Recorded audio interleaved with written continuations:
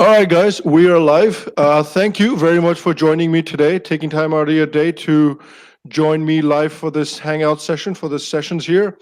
I am very, very happy today, and it is my great pleasure to welcome Ashish Dhar to the show today. Ashish is a mechanical engineer by training, but he's also deeply interested in exploring the depths of Indic knowledge. He's also the co-founder of Pragyata, which is a very novel portal. I'm actually a big fan of it. It is an online portal through which one can learn about various Indian traditions, practices, and things like that. And I'm going to get Ashish to talk a little bit more about Pragyata in a second. But first and foremost, Ashish, welcome to the show. Thank you, Sham. Thank you for having me, and it's a pleasure to be here. And I was looking at some of your other episodes, and these a lot of my friends have been here, and it's a pleasure to be here. Thank you so much for having me. Oh, thank you again. I appreciate you taking the time out, and I kind of wanted to start because you're an engineer by training, and what piqued your interest first and foremost in either say learning about culture or teaching other people about culture and making it easy for other people to learn about culture. Well, there was no trigger point as such. I was always, I mean, I've come from a family which is deeply religious, and we're a traditional Kashmiri Pandit family, and so you know, culture, that is Hindu culture, was very much part of our ethos. And my growing up was in an environment which was, as I said, deeply religious.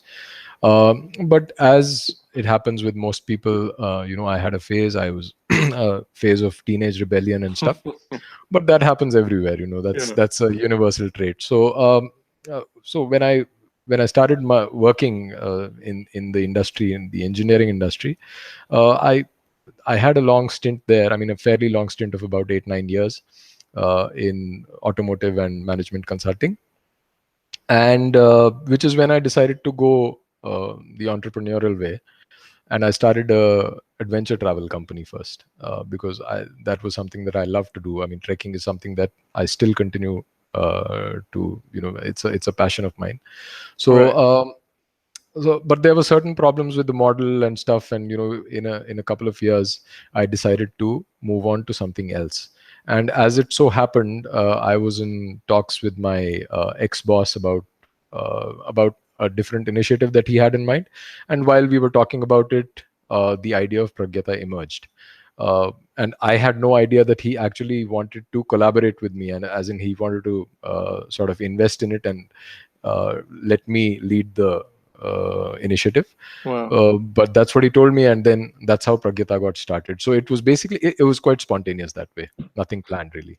So we were kind of talking about this a little bit before we came on air as well. Is one of the things that I really really like about Pragyata is because it makes it so convenient to learn about different aspects of our culture and practices and traditions, and so on and so forth. And I was also telling you that that's one of the things that my mom really appreciates about it as well. But you were also saying that there are other facets to Pragyata as well. The magazine, which I actually really enjoyed reading, and other aspects to it as well. So if you can just elaborate on that a little bit. Yeah, surely. So we started off with the online courses because that is the limited vision that I had at the time that we founded the company. Right.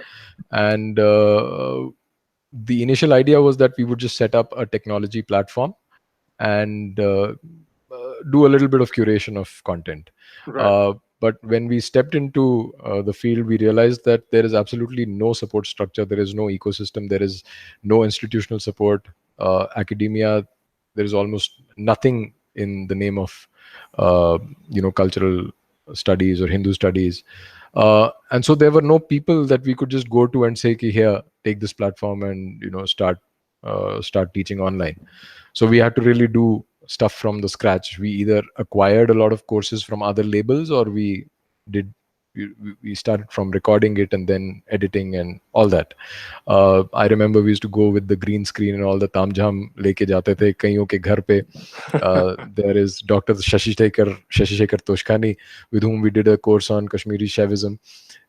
और वहाँ पे हमने बहुत पकौड़े और patties खाए so so we started off that way.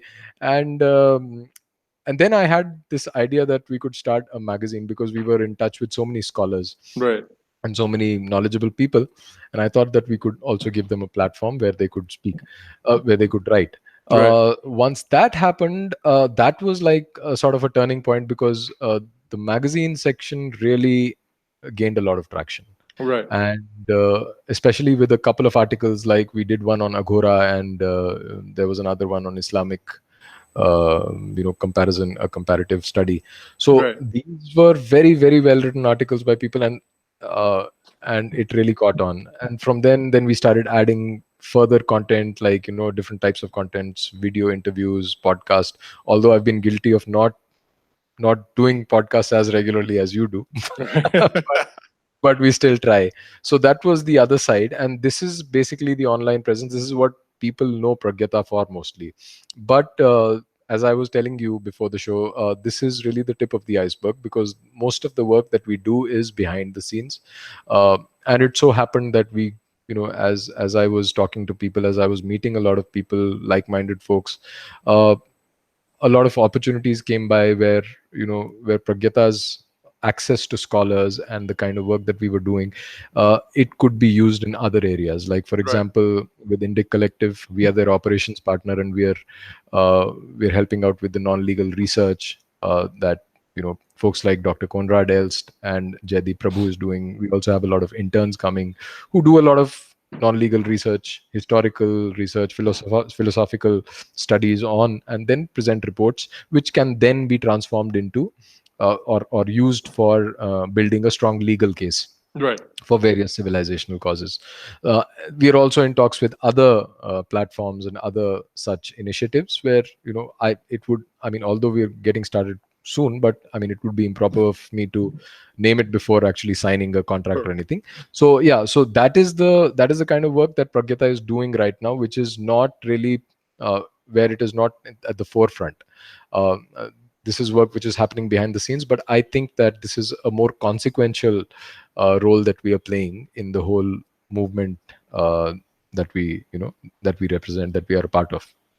I agree. So let's talk a little bit about what would you say would be your ideal sort of goals when it comes to Pragyata? Because you have the academy side of it, you have the magazine side of it, then you talked about the other facets of it as well. But ultimately, if you were to be able to achieve certain things, what would you say they would be with Pragyata? Well, like I said, I mean, Pragyata is now, it's a sort of a collaborative model now. Yep. So we fit very well with other initiatives that are doing different things. Now, as I said, for example, Indic Collective has tangible results.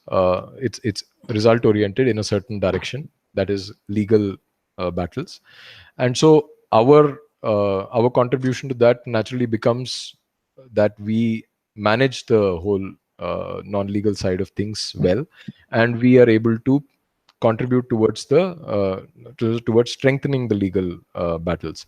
Likewise, other platforms, other initiatives that we collaborate with, they are the basic doers, the movers and shakers, and we are sort of the back end support.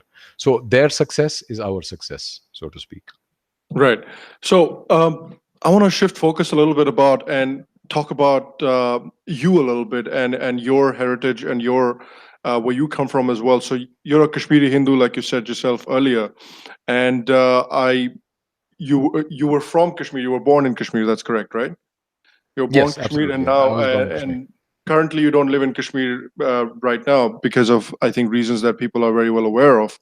Um, but what I think we were sort of discussing before the show started as well is there's a very interesting paradigm when it comes to Kashmir or even discussing Kashmir, because it's not the same as, even though we all Hindus, and particularly the more Hindutwadi sort of Hindus, they will scream and shout that, oh, it's an indivisible part of India and Kashmir leke dikha do and all that. But we don't talk about Kashmir the same way we talk about, say, Bihar or Madhya Pradesh, because we know the story of Bihar. For example, we are taught the story of Bihar quite well.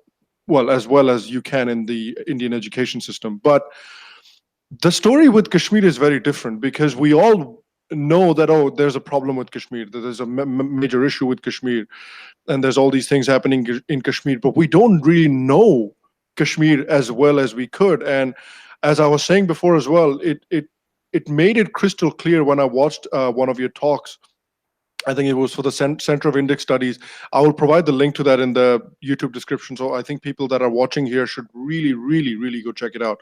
So watching that talk, you get a real sense of, wow, like I wonder, that's what I was thinking. Like, I wonder how many people actually know about this. So that's I think one of the big issues before we even start talking about the Kashmir issue, right? Oh, absolutely. I mean, Kashmir is basically, like I was telling you, that it is a problem of the overused word called narrative, which I absolutely hate this word because it's so overused. But yeah, I mean, it is basically a problem of narrative in the sense that uh, India does not have a story to tell about Kashmir. Right. Uh, and the reason for that is quite simple, that it's the demographic makeup of Kashmir uh, today is such that it won't permit the truth to be told. Right. Uh, so when you were comparing the situation of Bihar or Madhya Pradesh with Kashmir, the only difference is that Bihar is still Hindu majority, Yep. Madhya Pradesh is still Hindu majority, while Kashmir is not. And while the education system of India is uniformly bad for all the three states, it is still salvageable in the case of the other two Right. states. While Kashmir, you just cannot talk. It's too politically inconvenient. It is not just politically, it is geopolitically inconvenient to state the Yep. truth about Kashmir, because there is just so much international propaganda about Kashmir, not just in within India but even abroad. It's so convoluted, the story, that it is impossible to state the truth. It's as simple as that. So what's the first step you would say? So for example, if we are trying to get around to, let's say, talking about the issue or solving the issue, what's the first step that we take in sort of taking this issue on firsthand? Because like you said, it's a very inconvenient issue, right? It's a very Yes. inconvenient topic to discuss. How's the first thing that we look at? How do we go about first at least addressing the issue properly? No, I think the very first step would be to forget about Kashmir and focus on other parts of India which are becoming Kashmir. Hmm. So if you are able to actually save those areas, Bengal, for instance, or Kerala now, uh, so we'll be able to tell that story as it is happening. Kashmir is, in a sense, past. It has faced the brunt of jihad for several centuries, and what we're seeing right now is, it's almost irrecoverable that way. I'm not saying that we will lose Kashmir, but in terms of the narrative, in terms of the story, so Kashmir is gone that way. But to be able to address that problem about Kashmir, I think we should first look at other states, other parts of India which are under similar problems. Kerala, for instance, um, when that Kerala thing happened, and we all go to social media and talk about it. But I was amazed to see the level of self delusion among Hindus, especially the urban Hindus, who who don't really realize what they're up against. And they were just simply denying the whole phenomenon. What was happening in Kerala? They were citing some random, मेरे मामा जी वहां पे रहते हैं, वो तो बोल रहे हैं कि ऐसा नहीं है भाई, मतलब, let's be realistic about Right. stuff. So similarly in Bengal, when that kid, 17-year-old guy, he was put behind bars because he said something against Islam, there were people who actually said, no, no, no, actually he shouldn't have said this, because this is Yep. not, this will not. So I mean, that kind of thing, if we are able to first address those things, then we'll be able to have some sort of perspective about these things, and then we look at Kashmir and say, okay, acha, yahan pe ye hua tha. So the first step is, yeah. And it's a very similar thing, right? It's something that happened to Rohit Sardana as well. I think he posted something about it, and there were people that were collected outside his either home or office or something like that, asking for his head. And it's very similar to what happened with the whole Charlie Hebdo episode as well. Oh Is yes, after Charlie Hebdo happened, it was baffling. It was absolutely baffling how many people came out and said that, well, don't say things like that then. And I'm like, well, absolutely. so the people that got shot and killed in their own offices, it's their fault? Like, it's amazing. Just the level of dialogue and discourse that we have around this topic, and the amount that we pussyfoot around this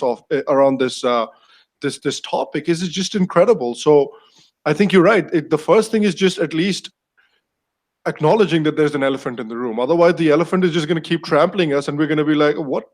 I wonder what's killing all of us. Absolutely. I So mean, yeah, go ahead. there's just if you look at different sections of the society, the intelligentsia, for example, they their statements about Kashmir are ridiculous. I mean, I don't have to quote an Arundhati Roy. She's half lunatic, but I mean, Half. even yeah, you're less charitable than I am. So, but even any mainstream journalist, take Parkadat or Rajdeep Sardesai, people like these guys, they when they talk about Kashmir, even if we are to grant them you know that benefit of the doubt, that they're not just saying these things for the sake of it or for sounding politically correct, even if they're sincere about this. But look at the kind of things they say. They'll say that it's because of unemployment that Kashmir is in trouble. The roads are not good, and oh, there's electricity problem. Or sometimes they'll say that they have a long history of alienation from the Indian state. What I wanted nonsense to is ask this? you if you've heard this. I heard this or read this in some forum somewhere, and it was probably mentioned by NDTV. Probably, I'm not sure, but I definitely read it in a forum somewhere. And I'll tell you what it is first, and then I'll tell you what I thought of it. So it was one of the things that I heard was, what happened was that the Kashmiri Hindus had control of all the big businesses and all the economic resources, and that is what led to the alienation. The Kashmiri Muslims had no problem with coexisting with Kashmiri Hindus, but it's just that the Kashmiri Hindus choked the economic veins of the Kashmiri Muslims. So what option does a person like that have? And immediately that made me think of World War II and the Yes. narrative that was being built around the Jews in Germany, that, oh, Oh, these bloody Jews, they control all the economic resources. And I'm just like, are you even thinking while you are typing this on your computer, are you thinking about the similarities that of the narrative that you're creating here around the Kashmiri Hindus and the exact same narrative that was created around the Jews? I don't know if you've heard this line of oh yes. reasoning before. This is. I mean, you might have read it, but this is what Barkhadar had said early on in her career. I mean, Oh, wow. the videos are floating around. I mean, it's also on YouTube, where she looks very young and she's not put on that much weight. So that's when she says this. She says the exact same thing, that because of the alienation caused by Kashmiri Hindus having acquired most of the jobs and plush resources and all that nonsense. Um, I don't even know where this comes from. There is absolutely no evidence, no grounding in reality of this whole thing. And even if this were true, I mean, first of all, this is completely bogus. Even if this were true, is that good enough reason to for Exterminate a the exodus? population. Yeah, yeah, absolutely. I mean, this is like saying that, okay, like you said, I mean, one example is of course the Jews in 1940s Germany.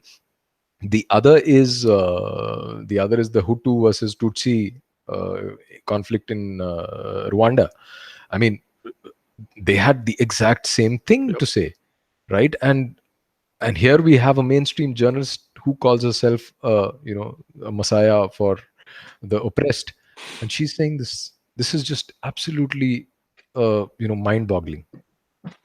Yeah, it's just amazing. And so one of the things that I wanted to talk about as well, when we were talking about, a lot of people don't understand the story of Kashmir and the history of Kashmir. And one of the things that people talk about is that, oh, when independence happened, it was Maharaja Hari Singh. He actually didn't want to join Kashmir. He actually was. He actually just wanted to be an independent nation, but he really didn't want to join Kashmir. And the Indian government really arm twisted him into joining Kashmir. So this accession is false, and this accession is dishonest. Now, first of all, it happened and it's legal, so that should settle the debate right there. But secondly, I think you were talking about this in your talk as well, about this sort of false narrative that was created around, oh, Maharaja Hari Singh never really wanted to join India. So talk a little bit about that as well. No, I mean, the facts about history are always debatable, and I mean, I'm willing to grant the fact that he might have had reservations about joining or acceding to India. So did a lot of other princely states, right? But the other princely states don't are not in the kind of mess that Kashmir Yep. is. Secondly, we are commenting on the Maharaja's uh, inclinations uh, from a distance without even actually studying the context in which the accession happened, in which he had to sort of stay away from both India and Pakistan. Uh, the Maharaja was actually pro India. He wanted to join India, but it was just that his equation with the first prime minister was not the best, as was the case with so many others. so, so There that seems is to be a pattern here. so that's the actual reality, that he was in two minds because of certain personal interpersonal issues at that time. But those facts have no bearing at all at what transpired later. I mean, that's just a fact of history that can be debated, that can be researched upon, and tomes can be written about it, and there could be multiple perspectives. I'm willing to Right. concede, but I mean, how does that matter in any way? Have you ever It's just a met small event. Sorry, Yeah, sorry. yeah. Have you ever met? Because this is one of the very interesting things that I've noticed. Now, again, I might be speaking from a position of ignorance, and I'm happy to accept that. But it's one of the things that I've noticed living in Delhi, because I lived in Delhi for quite a while as well. I went to college in at Hindu College in Delhi University, and yeah, I met a lot of people there from Punjab whose families had come after partition to Delhi or to India. Then I met a few, not a lot of, but I met a few Kashmiri Hindus, uh, families of whom had been, expelled from Kashmir and were now living in either Delhi or somewhere in UP and things like that. And then I met some Bengalis, family of whom had moved from, Bangladesh or East Pakistan back then to India. And a lot of these people seem to have this strange Stockholm syndrome like symptoms, where even though it's their families, and it's in living memory within their families, where they've seen the incredible amount of atrocities leveled on their family members and maybe their neighbors or their close family friends, but they're sitting here in Delhi telling me that I'm bigoted and I'm a bad person for thinking that the Kashmiri Hindus have been done wrong or the Punjabis have been done wrong. Where does that come from? It's such a strange thing, because I feel like if I or my family was expelled from Bihar for some reason, I would remember it, and I wouldn't be like, oh, it's probably my fault, But again, like I said, I might be speaking from a position of ignorance. No, I see two forces at work here. One is the fact that a lot of these families. I live in Lajpat Nagar. Lajpat Nagar is mostly comprised of Pakistani Punjabi refugees of that time. And when I speak to the generation of today about their ancestry and about their family history, I find a shocking ignorance of the facts of their immediate, what their immediate family faced at the time of the partition. I don't know. I can't really place a finger on why this is so, because there is just no reason why people wouldn't tell their kids what happened to them, right? I would tell my kid, but Mm. that's something that of a pattern which I've seen among Hindus. So that's one. The other fact is that Hindus lack what I would call a meaning in life, uh, and and it is something that they, it's basically saying that, like, we have no narrative for Kashmir, there is no story that they're telling about their own life, right? So they have no meaning. They're just running after.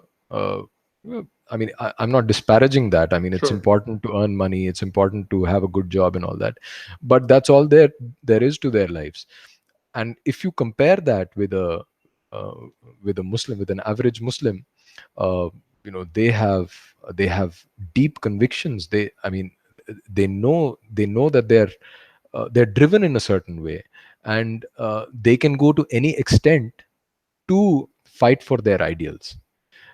Hindus lack all ideals, a result of which is that when when you are in a state of conflict, when there is a when there is a low intensity civilizational battle going, in which you have no personal responsibility, so to speak, right? There's no responsibility or accountability कि मैं कुछ नहीं कर रहा तो मुझसे कोई थोड़ी ना पूछ रहा है. But when that happens, then you lose your orientation, because then you're like, you're just going about living your lives, and random things keep happening which you have no explanation for. And then you invent theories, and then you say that nahi, nahi, actually ye to sab galat hai. And it also uh, works, I mean, it plays on your fears that tomorrow something might go wrong, and there'll be a civil war, and what will I do? And therefore I have to say कि नहीं नहीं सब ठीक रखो. This is the disease that even the Indian state has, right? कि नहीं नहीं सब कुछ ठीक रखो, ये secularism, अरे अरे गड़बड़ नहीं होनी चाहिए, because Right. they have to maintain. And it's also understandable at the state level in some ways, because they have to maintain law and order. But at an individual level, when this happens, when your fears drive your cognition, then this is the kind of stuff that will that you will say. Yeah, it's just an amazing thing. Especially Delhi University is just such an amazing place to talk to certain kinds of people. Uh, and No, in with fact, there's sorry, go just ahead. one small point that I would like to make. There's uh, I wrote a Facebook post which was quite well received, and a lot of people shared it and all that. Um, but it was a post about this conversation between a hold up terrorist and his father. I don't know if he was his father, but he was a father figure. He was speaking with authority. And what the post was basically about is, I translated a little bit of the Kashmiri into English, and I appreciated the way in which the father spoke to the son. And he was like, in full control. And they knew that the guy was dying. And he told him never to surrender.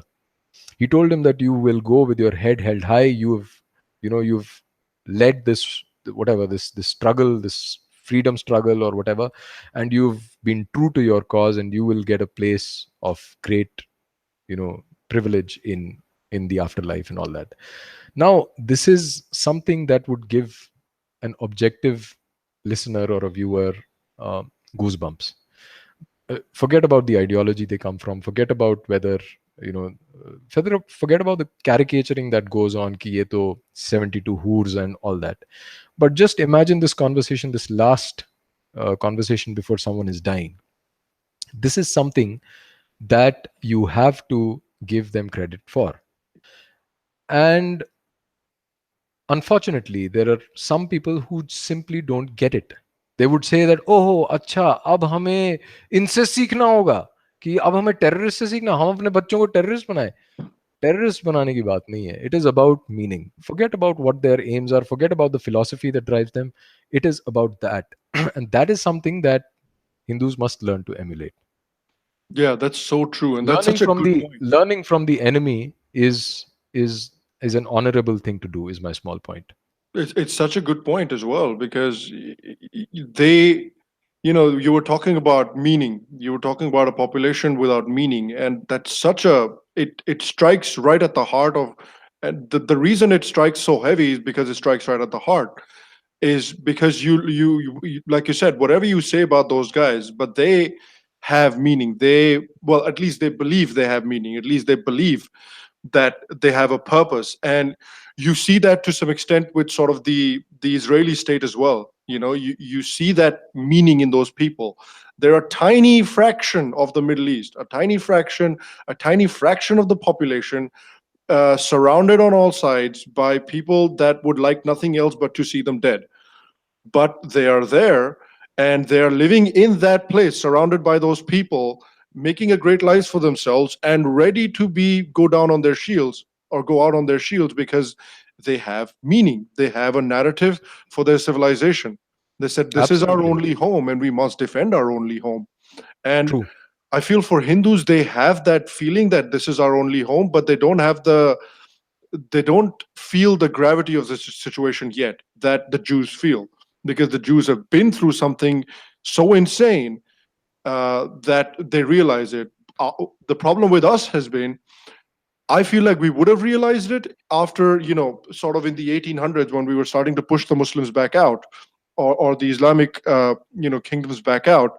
We would have realized it then, but then the British come around, and they just completely scramble our brains, and we come out of it just a strange, just a just a sock on a stick, just waving around in the wind, whichever way the wind takes us. And I think it's such a crazy thing. And I think at the same time, social media has been such a boon to I think helping that narrative, or to helping Indians at least get some sort of a toehold in their own narrative. I think it's been such a big boon, because I feel like without the advent of social media, so many like minded people that are now talking to each other, finding each other, having these conversations with each other, creating these collaborations like you are creating right now, creating these collaborations with each other. I doubt that it would have been possible, or even if it would have been possible, it would not have been possible as easily. So I feel like, yes, there is such a large population that is so listless, but at the same time, that the advent of social media has been such a massive boon to helping recreate that narrative. And I wonder if that makes you a little hopeful. I totally agree with the point about the importance of social media, the way it has catalyzed, it has sort of mobilized people into, into collaborative efforts and all that. Um, and there is no denying the fact that had the internet not emerged in the late 90s, I don't think the two of us would have been talking about these things, right? I mean, likewise, there's just, it's had such a tremendous impact that it is difficult to overstate it. Um, but that said, I think the effect of the social media is past its prime. I think now we are in a phase where we've taken the benefits of the social media, but now it has sort of, the curve is on the decline now, and the social media is turning counterproductive because it's easy to just whine. It is just easy to comment, make a comment on Facebook, "Sala kutta," all that, Yeah, yeah, and that thing keeps happening. So, uh, and come out with a feeling, after having done that, come out with a feeling that I have contributed to something. yeah. So that is how the social media is now turning counterproductive, and I think we should be on our guard about these things. If in any kind of movement, in any kind of serious work that one is engaged in, I think we should, I personally try and limit my interactions on the social media, and I've found that it frees up so much time Oh, it that does.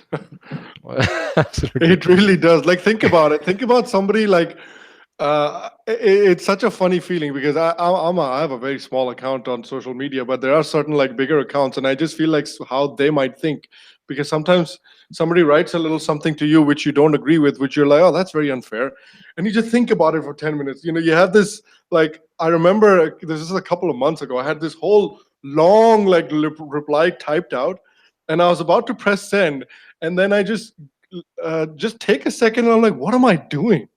Why am I doing this? Why am I like so invested in some dude who doesn't even have his own photo as a display picture? Why am I so invested in what he has to say about like what I said like 2 months ago? It's unbelievable how much you let it, like some people can let it consume themselves. and they just Yes. like spend hours just arguing. No, you are wrong. You are an asshole, and you are this, you are that. And you're so right that it can really take control of your life and your time. So what And would you other yeah. than the loss of productivity, I think the worst part of it is that you actually think that you've done something. Yeah, आज मेरी लड़ाई हुई यार, मैंने तो पेल दिया उसको. मैंने दिखा दिया तो उसको विराट हिंदू क्या होता है. तो यार मतलब फिर वो करके क्या मिला मतलब. Yeah, So exactly. And that illusion that you've done something does not prepare. I mean, even if you are aware about things, even if you are uh, politically conscious, even then, what is the point? You've actually done something. You've just typed a comment. You fought with someone, and you think कि हाँ हाँ जो मेरे political views थे उसको मैंने justice कर दिया. अब मैं जाके बिरयानी खाता हूँ मतलब. yeah. So with so now we have social media that came in that I think was at least initially, let's say, was quite a big boon for people. Then uh let's say you're saying that social media, at least in terms of the way we traditionally interacted on social media, is starting to serve its purpose. What's the next step? Because I think social media is still going to be a very integral part of that next step. But what is the next step? What is the next direction that we should be taking? I think we should be. I mean, all of us should be focused on what we want to do in our own way.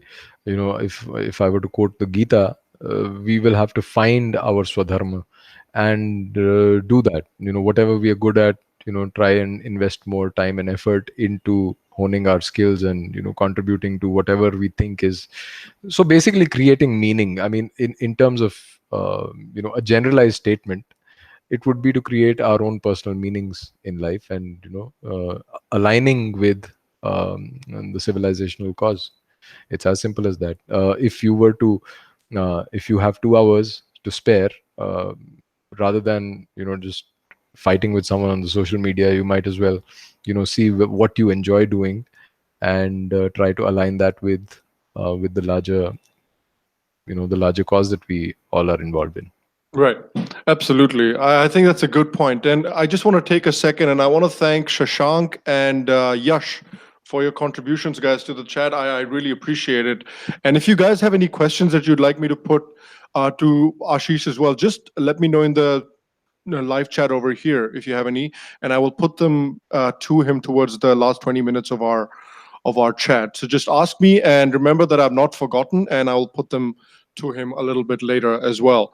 Um, so one of the things that I notice often that you listen to a lot of conversations like these that are happening in, let's take for example the West or even America. Let's take for example that. And one of the things that you often hear about is what social media has done is it's really broken the sort of hegemony that the mainstream media used to have on information. They used to have this monopoly and this stranglehold on information, that it's broken that, at least, at the very least. And um, do you think that there is a avenue or there's an opportunity for I'd say, sort of dharmic minded people or Hindu minded people to create their own media platforms? Is that a big opportunity? Is that something that's worthwhile following? Well, there are. Like a news media platform. I mean, I think it's one of those things that I would categorize into a good to have, Right. not absolutely necessary. I think there are already many platforms uh, where uh, you have a lot of footfall, you have a lot of visitors.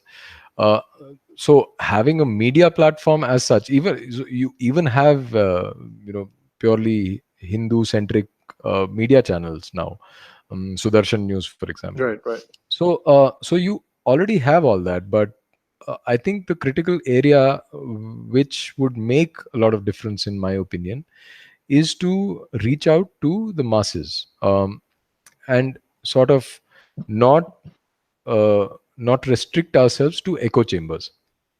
And that is exactly what I was referring to when I said that social media is past its prime. Because if you look at the algorithms now, if you look at how Facebook works, Hmm. so you end up being in touch with people who basically agree with you, and you sometimes कभी कोई आ जाता है जो आपसे disagree करता है. It's once Right. in a blue moon, but it's basically creating those bubbles around you, and that's how it works. So uh, whatever benefits social media has is offset by this single problem, that you are stuck in your own thing. And therefore, to find innovative ways to reach out to more people, to the fence sitter first, and then to the opposition, and to have a Right. dialogue, that is what is important. I mean, I don't think it is in the interest of anyone to just label someone. वो तो ठीक है, मजाक मजाक में आपने कर दिया या बोल दिया किसी को कि ये तो वो है, ये तो लिबरल है, ये तो मुस्लिम है, ये तो वो है. But eventually, I think that for any society to have to be really functional and to have a healthy a healthy setup, I think it's important that people have conversations, people of different opinions have conversations. And it should be so that your message should be such that it is as objective as it can be, so that a person of another persuasion, of another ideology, is able to appreciate, at least in part, appreciate it at least in part. Right. And if that does not happen, then it necessarily leads to echo chambers. Yep. So the Yep. critical link would be, as I said, to be able to articulate your message in a way that reaches out to more people, that speaks to more people. Speaking of reaching out, there's been, I think, some Hindus that have had a desire, I think, including myself. I have a desire of that as well, of creating extending an olive branch or creating some sort of a reach out with the Muslim community, and creating, because when we often talk about these issues, these Hindu issues, these Muslim issues, I feel like what certain people that might want to misrepresent our views, or certain people that might not like our views or might oppose our views, would like to paint a picture where they say, well, these guys talking about these things, they obviously do not like Muslims. They obviously have a disdain for Muslims. And I want to be very clear to point out that that is not the case. It's not people that we have a problem with. It's what people, it's the ideology behind the people that fuels certain people, is what I think we tend to have a problem with. So I think we make that clear, but people often try to misrepresent it either, or just not take it on board in the first place. And so even Rajiv Malhotra ji, I saw a couple of days ago, was talking about some sort of an outreach program with the Muslim population. So I think it'd be like a two-parter. Like, one, do you see any success happening, or what kind of success do you see with that? And two, how do you go about it at all? Well, I think first of all, I'd say that, I mean, I'll stick my head out and say that uh, we are focusing too much on them, on the Muslims, rather than on ourselves. Sure. And I think here the fault lies entirely with the Hindus, Sure. and not in a Gandhian sense, but in the sheer fact that if you don't if you don't have your own meaning, as I was saying, if you don't understand your own ethos, uh, if you don't respect yourself, then you can't expect someone else to do that. True. So the challenge really is to Hinduize the Hindu. And in my view, there is no doubt that if we were to Hinduize ourselves, it will be much easier to have conversations with any other community. So my way, and I'm in no way challenging what others are doing, including Mr. Malhotra, and I think that there's a chance that what he has thought it through, and the kind of public intellectual that he is, Sure. and the scholar and his scholarship, I think that he would have surely thought it through. But in my book, I would go with working on ourselves rather than reaching out at this stage. There's nothing to reach out for. I mean, they don't respect you, so first make yourself worthy of that respect. That's Even such if a you're good point. That's such a good point, because It's one of those things. When you look at, uh, it's like if you want, let's say, Britain to do something, the country of Britain to do something. If you have Mali talking to Britain and saying, "Hey, do this, please, for us," Britain is a lot less likely to kind of take heed of that, rather than if it's the United States telling Britain, "Hey, let's do this." I'm not saying Absolutely. that the United States is looking to harm Britain, but what I'm saying is that the Britain respects the United States because it knows that it's strong, and that's such an important point, that we're first and foremost, we're having trouble, number one, putting out a united front, or at least a semblance of a united front.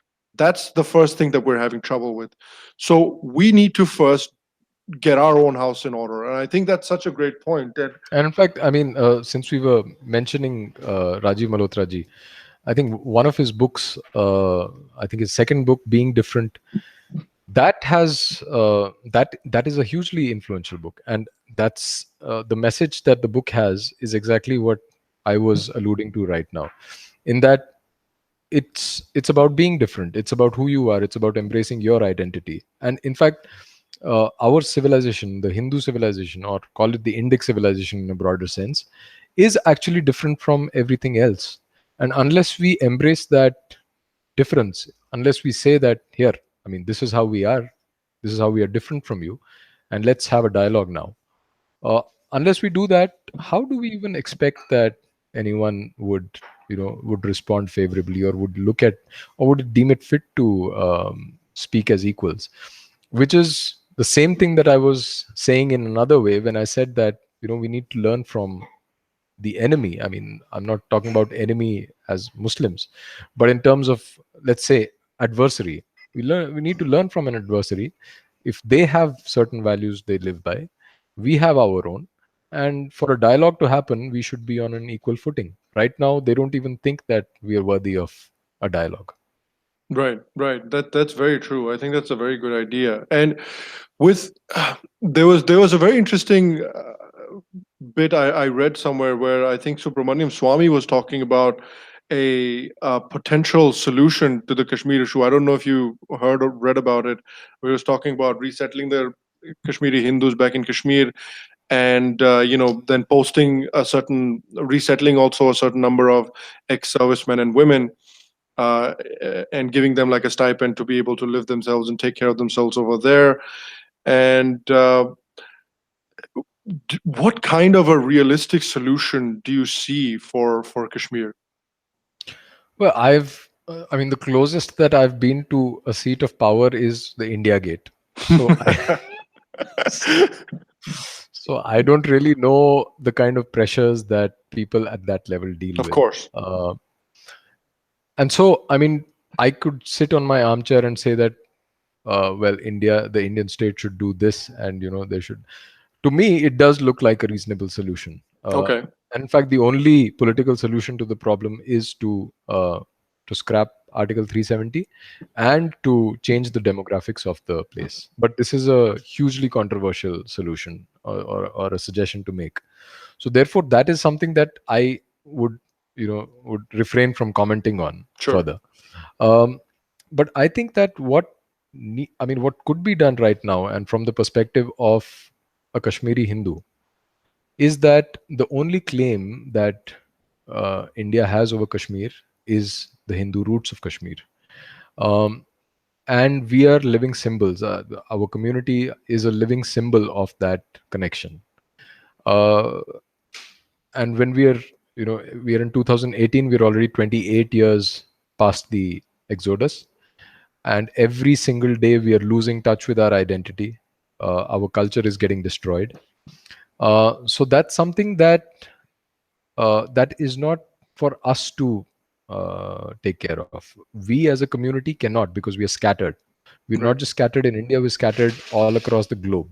Right. So the onus is on the government of India to provide us a solution, a temporary solution, so to speak.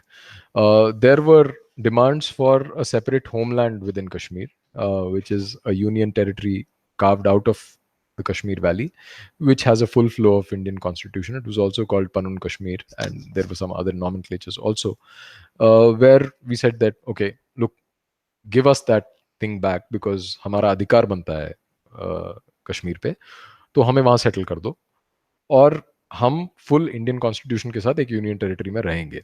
That was something that was in vogue in the 90s, when the Indian state actually was serious about these things, especially under Prime Minister Narasimha Rao. If not sincere 100%, but at least to the extent that it helped them negotiate with the other actors, like saying that, Kashmiri Hindu का क्या करें, हमारी तो responsibility है, आप कैसे बोल सकते हो ये पाकिस्तान का है, Right. इंटरनेशनल फोरम में बात करनी है तो हमारे देखो इनके साथ क्या किया. But gradually there was a change in policy, and I think Kashmiri Hindus became a thorn in the path of the Indian government itself. Mm. So I think the temporary solution for now would be, a pragmatic solution would be to settle a significant bunch of Kashmiri Pandits in the same place, so that they are able to have a communal life, a community life, and we can preserve our culture, we can preserve our traditions, like how they've done for the Tibetans. If the Tibetans can be settled in communities, I see no reason why Kashmiri Hindus can't be. Can't be. And at a distant time, or you know I don't know how soon or how late that will happen, but Sure. whenever that happens, when the condition becomes normalized and when we can go back, then it will be easier for the Kashmiris to go back, and most of the people would love to do that. If I were given a chance in my lifetime to go back, I would go back. But to Oh, wow. say that, नहीं नहीं वो तो interested ही नहीं है जाने में. A lot of Hinduwadis also say this. Oh, कौन really? जाएगा? Yeah. I mean, कौन you जाएगा haven't. वापस कश्मीर? हाँ, अरे ये तो इंटरेस्टेड ही नहीं है जाने में, ये क्या इनके लिए क्या करना है, इन तो इंटरेस्टेड नहीं है. अच्छा, इन्होंने बंदूक क्यों नहीं उठाई? They have no idea of the circumstances in Kashmir. They don't know jack about the causes, the way that the militancy, I mean the terrorism thing happened there. They have no idea, but they pontificate about why these handful of Kashmiri Hindus did not resist. Why they didn't take up arms? They don't even specify who would provide us Yeah, arms. who would provide arms? So that वहाँ kind पे, of like, and the other thing is bloody they're getting AK-47s and all the sophisticated bloody equipment from Pakistan. And what will Hindus bloody you? देसी कट्टा से क्या होगा? देसी कट्टा भी कौन देने वाला है Yeah, हमको? कौन देने वाला है? वही बात है. All you have there is you can stone pelt. That's all you can do. The traditional Kashmiri pastime these days. So I think that is the only way forward as I see it. That settle us in a in a community somewhere in India, so that we can preserve our culture. Because without a sense of community, without living together, we cannot we cannot do that. What are Kashmiris able to maintain their culture in any way right now? Like, there's these examples of the people that went to the West Indies and they're able to maintain their cultures in their in their own little ways. So, are do you think Kashmiri populations, because they're just so scattered around different parts of That's India? that's the problem. That's the That's the problem. I problem, mean, right? people are able to. I mean, yeah. So, like my family, for example, we practice the traditional rituals and everything, but after my generation, I don't know if my son's generation will be able to do that. It's just simply impossible, because culture is basically it can only thrive in a community. If there is no exchange, if there is no significant number of people living together and practicing the same thing, you cannot have a single household holding out a fort on its own. That just does not happen. Yeah. So yeah. So this is something I've always wanted to ask. Like, what do you think makes a Kashmiri Hindu unique and unique not in the sense that that you're some kind of a unicorn, but unique in the sense that if you ask about Bihar, there's certain things that make Bihari Hindus unique. You have the Chhat Puja, you have a bunch of different rituals and songs and folk songs that make a Bihari Hindu quite unique. Similarly to a Kannadiga Hindu or a Tamil Hindu, very unique. What would you say are certain things that make Kashmiri Hindus unique? Well, Kashmiri Hindus. uh, are a mixed. I mean, they follow a mixture of Kashmiri Shaivism, and which is itself influenced by Tantra, Sure. and uh, and also Tantrism. So we're followers of Shiva and the Devi both, and the ratio varies from family to family and kul to kul. So that is there, and so the uniqueness about Kashmiri Hindus is that one, we have a very clear perspective of jihad. Right. That's very unique. That's but that very aside but that aside, we are also we come from the land of Sharda Peeth. So we've inherited a very rich tradition spiritual uh, of spiritualism, right. uh, and especially the articulation of it, the intellectual side of spiritual practices was a speciality of Kashmir, because we belong to a land where Ma Sharda, which Ma Sharda blessed. So that can be very easily seen among the more learned amongst us. Okay. Again, guys, I want to just take a second and thank you to Vilas and thank you to Maz Peters as well. Thank you guys for contributing. I again really really appreciate it. Um, I want to take a couple of questions that people have asked as well, Ashish, if that's all right. Yeah, sure. One of the questions that Neil Rane asked, which I think you've sort of addressed as well, but the question was many young Kashmiri pundits that are now born away from Jammu and Kashmir. Uh, do you think that in due time their group objective, that group feeling, and that fervor that they have for their homeland, do you think that it will mellow down? And as their direct connect with Kashmir is not organic anymore, what is a good way to keep the flame burning? And you did address it a little bit. Yes, and I'll repeat myself that the onus is actually on the Indian state and the Indian people. By that, I don't mean Kashmiris are not Indian, but I'm saying the rest of the society Sure. to provide us a sort of a haven, a protected zone where we can continue to practice our rituals. Because remember, this is not about us. Right. I mean, materially, we are as successful or unsuccessful as the rest of the society. Right. Some of us are doing well, some of us are not doing that well. All that is fine. We've integrated with the mainstream society wherever we are. Yep. So that's not a materially, there is not a problem. But if the larger Indian society and if the Indian state wants to maintain its hold on Kashmir, and the Indian society wants to benefit from the wisdom of, let's say, a sage like Abhinav Gupta, then it is incumbent upon them to preserve us by providing us a sanctuary of sorts where we can practice our thing, and then at a later point of time we can always go back when the situation is right. One of the questions there is also from Donald Trump. Oh, very very good name. Which place does Ashish think would suit? No, I knew your podcast was popular, but I know. I had no idea that. I think he's just switched the letters around so nobody think it's him. So he's asking, is there a place that Ashish would think for a place to settle or a settlement that would suit Kashmiri Pandits or that would suit the Indian government, that would be relatively convenient for the Indian government? Or do you think that it would be better if there was a pocket carved out of Kashmir? No, I think if it was a pocket carved out of Kashmir, that is the ideal solution. But the Sure. problem there is that there is no political will, so that's not going to happen. So I'm just being practical here.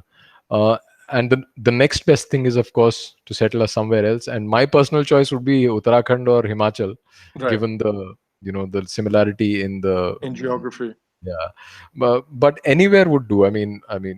I'll speak shamelessly. Beggars are not choosers, so I'll be happy if it's given anywhere in India. In fact, this is something that this is an interesting anecdote that you might like.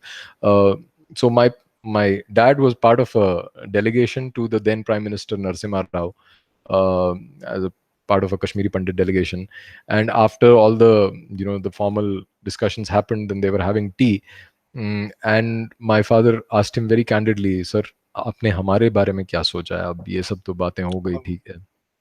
So Narasimha Rao, the kind of man that he was, he said, बेटा मैं आपको एक बात बताऊं कि अभी मैं नरसिम्हा राव बोल रहा हूँ, मैं प्राइम मिनिस्टर ऑफ इंडिया नहीं बोल रहा, और ये जाके बाहर मीडिया को मत बताना. अ, आप फिलहाल तो कश्मीर के बारे में भूल जाओ.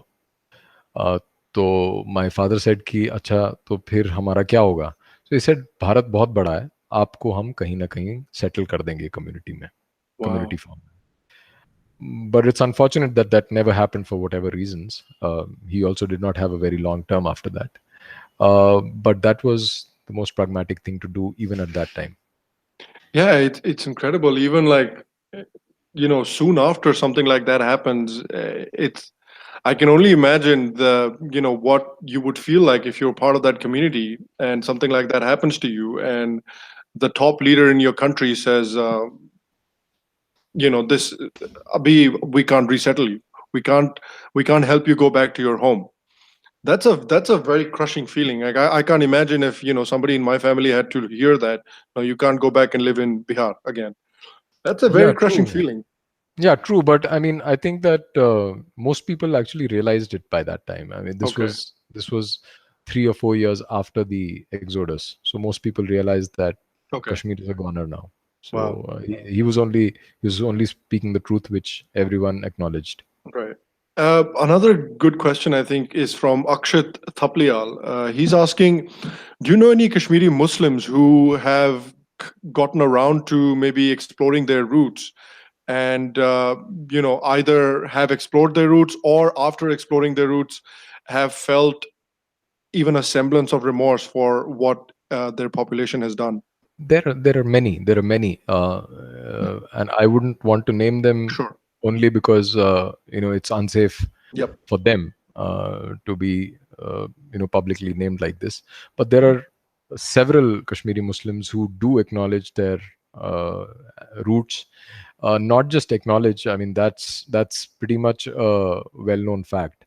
But they go about actually exploring that further and studying Shaivism, for Oh, example. wow. Yeah, and even to the extent that they're apologetic, they're sorry about what their larger community did to us. But of course, I mean, they're just a handful in my circle, Sure. and I'm sure that there are many. The problem with the Kashmiri Muslims, like any other Islamic community, is that there is a lot of gag on free speech. You can't really speak your mind, and that has become so deeply ingrained in their culture that it's almost Orwellian, the kind of thought control that they have.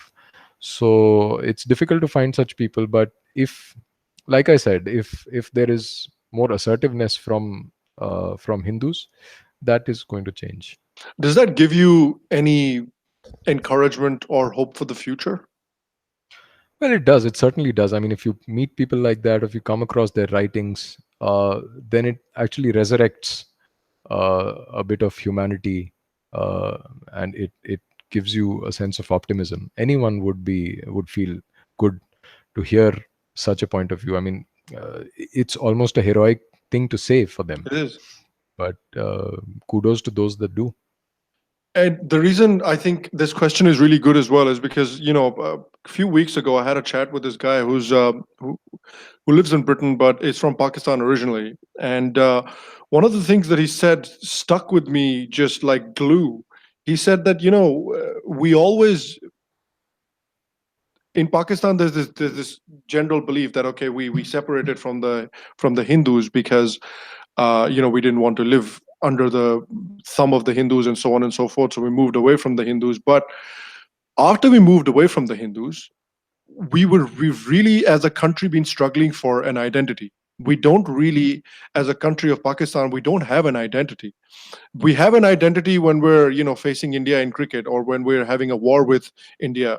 Then we have an identity of Pakistan. But other than that, we don't really have an identity. When people ask who are we, some people say, well, we're Arabs. But then we look at the way Arabs are treated in the Pakistanis are treated in the Middle East, and they're treated worse than slaves in the Middle East. Like Saudi Arabia will just grab them, put them in jail, and execute them without any trials. So we're saying, well, we're clearly not Arabs because the Arabs don't want anything to do with us. And Absolutely. so, sorry, just to complete what I was saying. And he was like, well, we're not Arabs, and we know that we have this connection to these Hindus. We have this deep connection to these Hindus that we just can't bloody seem to shake. As much as we try, as much as we, whenever because he was telling me that I have a lot of Indian friends here in England, and whenever I talk to an Indian friend, immediately I'm in my element. He knows the jokes I'm cracking. He knows all the inside words that I'm using. He is on the same level as I am. And Hmm. I feel like, so it boggles my mind because he said that I have this incredible connection with these people, but then I don't have an identity. And suddenly and slowly and steadily some Pakistanis are realizing that I can't. How long can I go on ignoring this? How long can I just be like, no, I'm an Arab. I'm this Hmm. entity that like dropped from heaven in 1947, and I'm this and I'm that. And some people are now slowly starting to acknowledge the fact that, look, we're Indians. Okay, as much as we try to deny it, as much as we try to run away from it, we're Indians and we have these roots. So I don't know how large that amount is. I don't think he does either.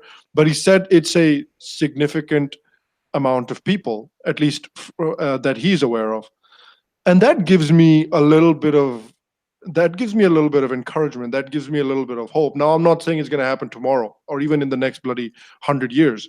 I think it'll probably take longer, but it does give you, I don't know, it gives me hope. Maybe it's a stupid hope, but it gives me hope that maybe, a couple of generations down the line, maybe my great great grandkids might live in a different South Asia.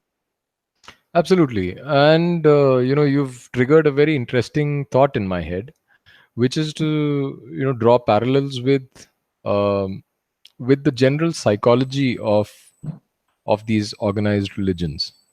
By organized religions, I mean religions that were born outside India. Most of them are organized, right? Abrahamic religions, in other words.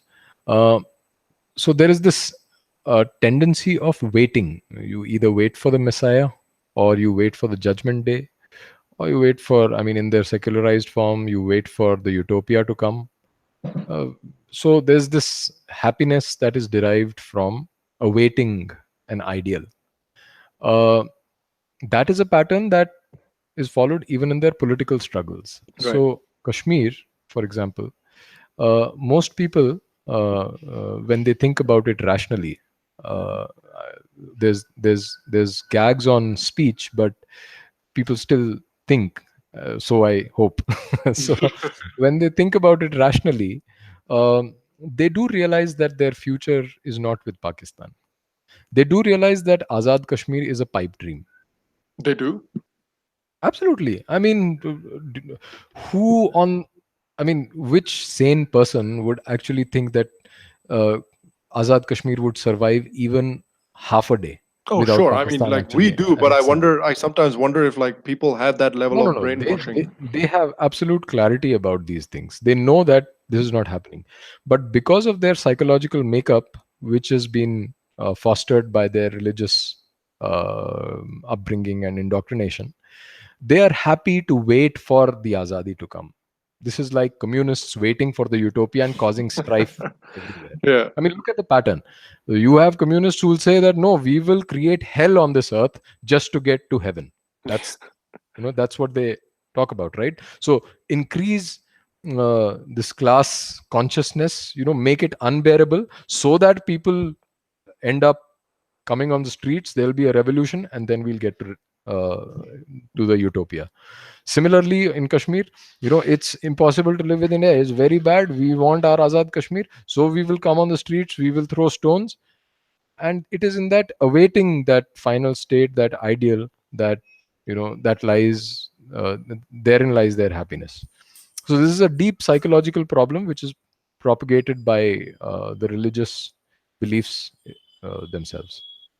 Yeah, and I almost feel like there's a couple of dominoes that are just that need to maybe fall to trigger it. Now, again, I'm not suggesting in any way that when these dominoes do fall, that it will lead to this massive, some sort of an South Asian spring or something. It's not. I'm not saying that's going to happen. I'm saying this is a process that's going to take a while, is what I'm saying. But I'm also just thinking that there's a couple of dominoes in there. There's that issue of Balochistan. There's that restlessness that is in certain provinces of Pakistan, who's kind of sick of the Punjabi domination and so on and so forth. So there's a couple of dominoes there, and I just feel like from the some of the Muslims that I've spoken to here in North America as well, they have this yearning within them because they're realizing that, okay, things that they've been taught when they were kids aren't necessarily true. So there these big ex-Muslim organizations in North America and developing in Europe and so on and so forth. And a few of these people are from South Asia, Pakistan, Bangladesh, India. And what I'm thinking is, again, not to sort of act like a preacher or an evangelist or something like that, but what I'm thinking is, I wonder if India or Hindus, if they can get their act together. Again, that's a big if right there. But if they can get their act together, they can sort of place themselves in a position to be able to re-educate these at least re-educate a lot of these guys about their roots, or position themselves in a situation where not necessarily looking to proselytize or convert, but just to educate people about their roots, their history, their culture, and just develop some sort of a respect and admiration and understanding for it. And I don't know if my point made sense to you, or what I'm I saying. think I don't know if I was able we to did communicate we it. did touch upon this briefly earlier as well. But in other words, um, what how I would respond to this is that this is like a parenting problem. Um, so do you tell your child what to do, or do you act in a certain way that the child learns by imitation, right? And the latter is always the more effective thing to do. So rather than educating them and patronizing them, I think by getting our act together, uh, people will be inspired to change their ways, to mend their ways, and then other things can be said. I mean, once you have their attention, then you can obviously tell them directly. Then you can have a dialogue and accomplish the things that we intellectualize about. But the very first step is to be an inspiration first of all. Yep. Yeah, I agree. I think a good message for Hindus would be, get your house in order, because changes are happening. Changes are happening outside. If you don't get your house in order, then you will be gone before those changes can materialize. Is what I would say. So make sure Absolutely. that you stick around and you get your house in order, and you're a strong entity when those changes happen, so you are in a pole position to help re-educate a lot of those people once those changes happen. I Totally. think that's a good way of saying it, and I don't know what you think about that. No, no, absolutely. I totally agree with that. That's Yeah. that's exactly where I was coming from as well.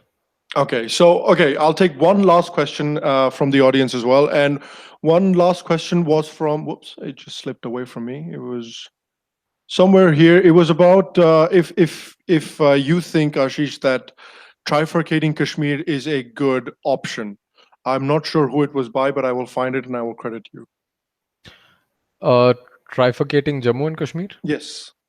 Yes, I think that's a good option because I believe that isolating a diseased part of the body is the first thing that any surgeon would do. I mean, if we were to take that analogy, and there are concerns about then Kashmir being, totally mm, the fact that Kashmir will become so isolated that it will eventually drift off from us.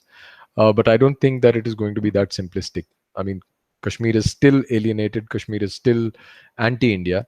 The only thing that trifurcation does is that it benefits the people of Jammu and Ladakh. At least take care of them. I mean, why does the Indian state want these people to suffer Right. just because you have a problem in the valley? I see no sense in that, and Right. therefore I think that trifurcation is indeed the right way to go forward. And after trifurcation, I see uh, no significant change in the whole area except administrative. That would make it difficult for India to retain Kashmir as it has for the last so many decades. Right. I think that's a good idea as well. I think you put it quite well, and I couldn't have put it better myself. I um, I was reading one of your articles, and before I let you go, I kind of Yeah. want to end on like a slightly hopeful note. And it was an open letter that you wrote to Durga Mata, Right. and one of the lines there was, it is a politically suicidal surrender of a vital principle to alien hostile forces, which is a setback that awaits to be reversed at some point. And I found that very, I don't know, that was a line from the article that really stuck with me, because it's it's it is lamenting something, but it is also a hopeful statement. And I feel like a lot of Kashmiris feel that way. There is lament, but there's also hopefulness. I don't, and some people treat Kashmir as a hopeless, completely, you know, unsalvageable situation. But I would like to think, and I don't believe that it is, and I think that you fall somewhere around that spectrum as well. Indeed, and not just limited to Kashmir or Pakistan.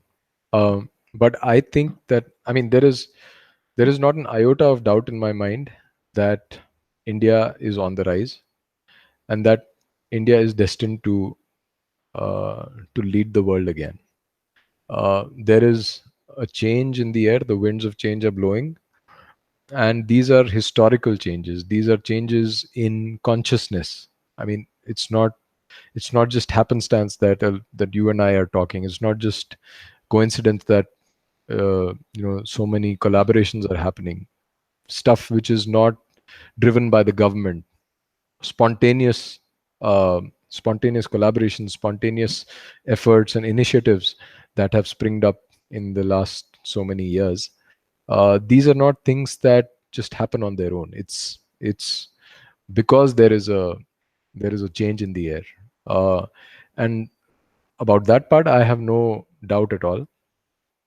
What remains to be seen is how fast the change is, whether we Right. will see it in our lifetimes.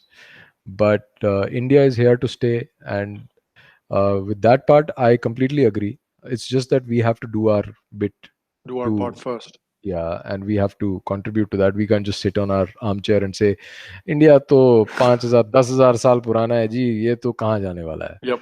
uh, we can't give that excuse. We are part of we are part of that civilization, and we have to do our bit. We have to contribute.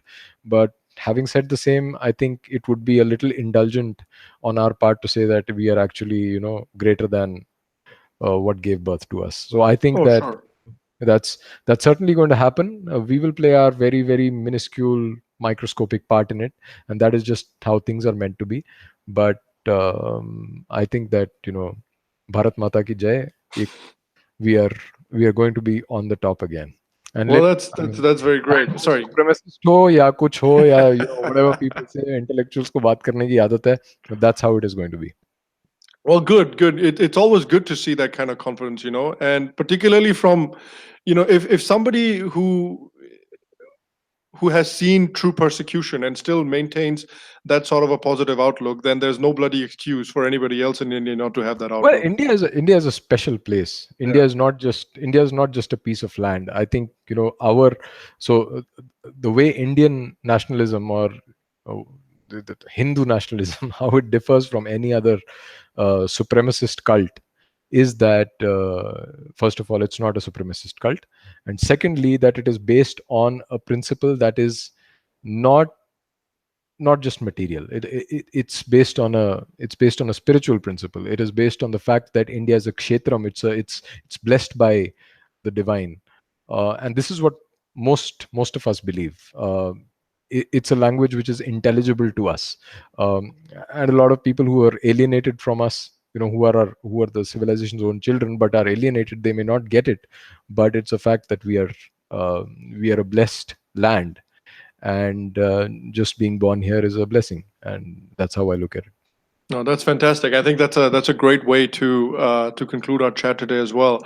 I want to make sure that I give you kudos for wearing a Galatasaray shirt, which I have never in my life seen anybody wearing a Galatasaray shirt. So you're a unicorn, sir. First of all, Thank you.